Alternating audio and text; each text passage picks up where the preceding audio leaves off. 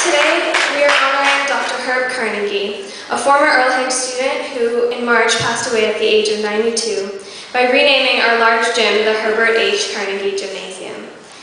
Bernice Carnegie, Herb's daughter, is a phenomenal, outstanding student in our community. She has devoted her life to helping, mentoring, and teaching young kids become strong and compassionate individuals. It is my absolute pleasure to welcome her here today to share with us a little bit about her dad. So please, without further ado, please welcome Bernice Carnegie.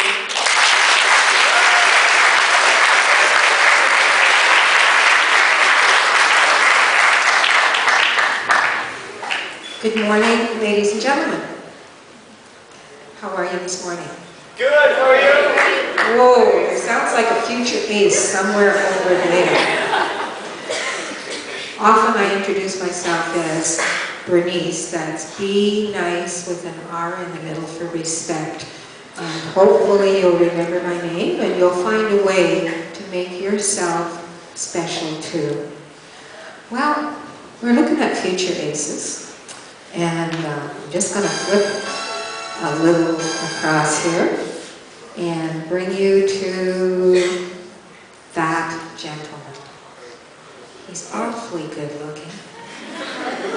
He's my dad, Herb Carnegie, and he's the dad of my three siblings down here, Dale, Goldie, and Rochelle. And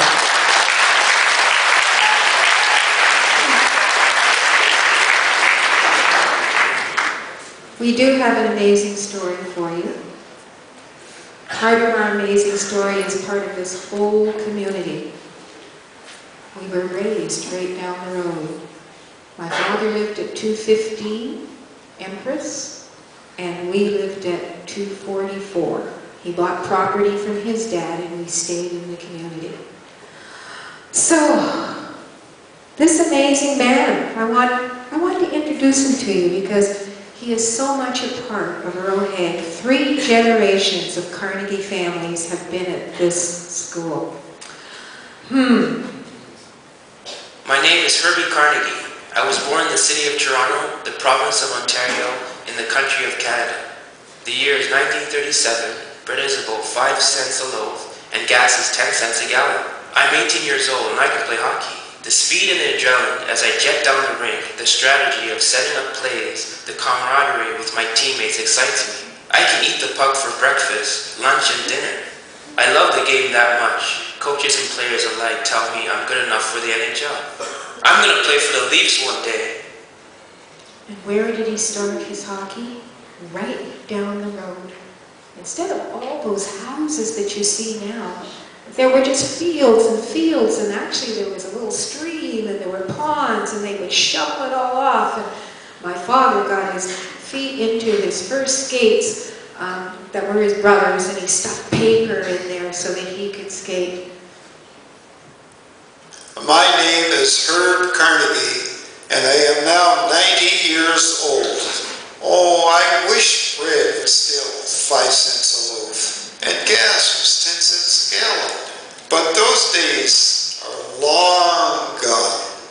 After all these years, boy, do I have a story for you. I've lived a wonderful life with no regrets, but I've also had disappointments. What you will learn from my story will help you develop the tools you need to also have a fulfilling life. So that was his real voice, And he had an incredible dream. His dream was, as you can see from his uniform, to be a hockey player. A hockey player. Oh. And he said he could eat the puck for breakfast, lunch, dinner. That's how much he loved that hockey. He was making hockey history. I was too young to understand it. I didn't even know my father traveled away from home 7 or 8 months of the year and then came back to our home in North York. I was just too young to understand. But he was part of the all-black line. 3 black men that played on all-white And that's how he supported our family. As I said, he was incredible. He was voted most valuable player 3 years in a row on his teams. And you would think that if they told you you were the best, that something really special should be happening to you. So I think you should hear in his own words what did happen to Herb Carnegie. Off to Elliot Friedman we go, Elliot.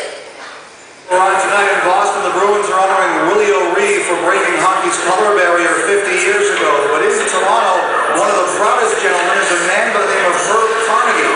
But as he celebrates O'Ree's achievement, he can't help but wish he had his own chance. Thomas Foster Hewitt, hello, Canada, and hockey fans of the United States and Newfoundland. We've come to the end of the 60 minutes of regulation play, and the score is still tied, 0-0. Like millions of Canadian children, Herb Carnegie fell in love with hockey through Foster Hewitt. Rangers, Bill Cook to the door. The son of Jamaican immigrants, good enough a golfer to become a two-time Canadian amateur champion, Carnegie was a talented player, the headlines of the day flattering, even if politically incorrect by today's standards. He had a good career in the Quebec Senior League, a teammate and lifelong friend of Jean Beliveau's. They were reunited a couple of years ago. I backhanded the puck and he hurled in the shin pads and went past the plum. That's how I got my goal. You shouldn't say that. You should say you ripped a wrist shot for 25 feet right by Jacques Plant's glove. Although 88 and blind as a result of glaucoma, Carnegie, very alert, hasn't forgotten how his NHL career was derailed.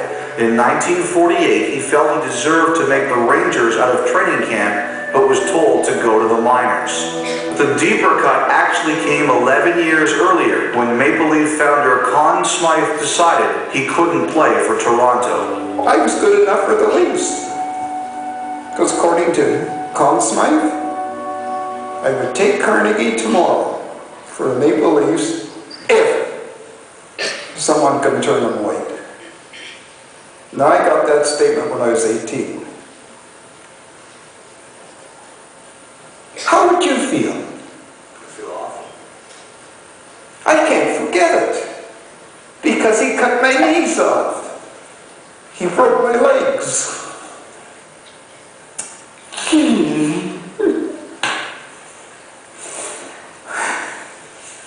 It's horrible. So I don't want people to go through that.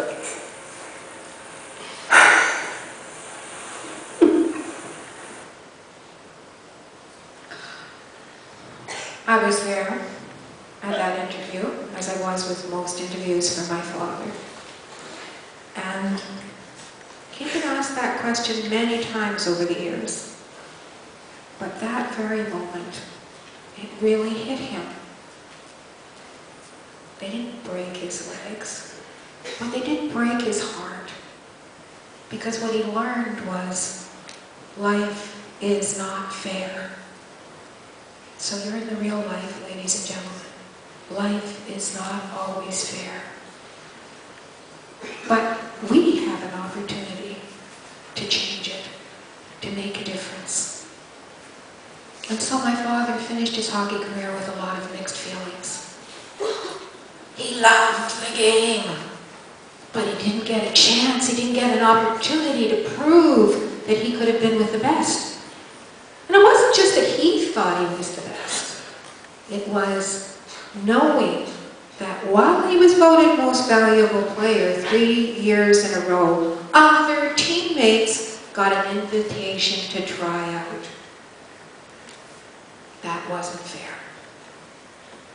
So he had to do something. Now there's an old cliche, there are three kinds of people. Those who watch things happen, those who make things happen, and those who wonder, what the heck just happened here? Well, my father was a maker of things to happen.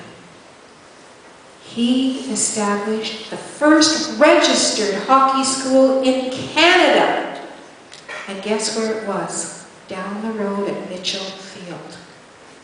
Mitchell Field, the site of the first registered hockey school in Canada.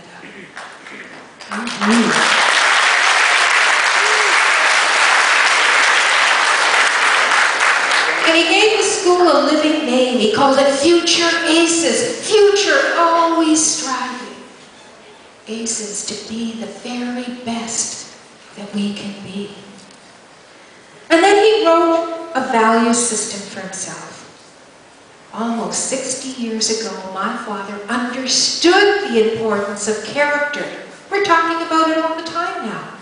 But he knew back then that people having good character truly would affect his life. And so he needed to write this creed so that he could live up to its values. And every sentence started with, I will. He knew he couldn't count on people opening doors of opportunity for him. It didn't happen, did it? I have to make it happen, he said. I will. And so every sentence in his creed starts with that. And he took the acronym ACES. They weren't even using acronyms back then, but ACES, okay. ACES. A for? Attitude. A for? Attitude. Attitude. He said, I will develop a positive attitude toward all people and my work. This is my promise to myself. I need to make this happen for me. I need to get up feeling good. And he said, I will use my ability to help society. I will take action with integrity. He said, I will achieve my goals with sincere effort. This is what I need to do to move forward in a country where there aren't very many people that look like me. And he said, C for? Cooperation. Thank you for that wonderful demonstration of cooperation. Cooperation. I will cooperate with and respect others by seeking understanding with everyone. I don't care what color you are. I don't care what religion you're from. I don't care what culture or country you have come from. My responsibility is to learn to cooperate, like the Earl Haig family. You are a family here. And you need to learn to get along with each other to make that difference. He said, I will act with courage, the hardest thing in the Future Aces Creed, standing up for what is right, speaking out against what is wrong. And every time that you sit in a group and you talk about somebody else and hurt them, or you talk about another culture and hurt them, or you joke, or you write something on the Facebook and hurt somebody else, and you know it's happening and you don't speak out, shame on you. Thank you. Shame on you. Because you need to be part of the solution. Be confident without being arrogant. My father was a humble man. He didn't run around beating his chest and say, look at me. He quietly went about being the leader that he needed to be. Be that person. Take your abilities and be that person. Quietly take the lead. E for? Example. I love it. Example. I will set a good example to others, taking responsibility for my actions. I can't count on anybody else. I'm going to take responsibility for my actions. I'm going to do the right thing. I'm going to show empathy and consideration because we don't all start in the same place. Some of us need help, and boy did I need help. I struggled at Earl Haig. I was a slow student, and I had to work really hard. each other. Don't leave anybody behind. Because maybe you can get stronger, and I got stronger as I got older. We don't all get there at the same time. Pursue your education.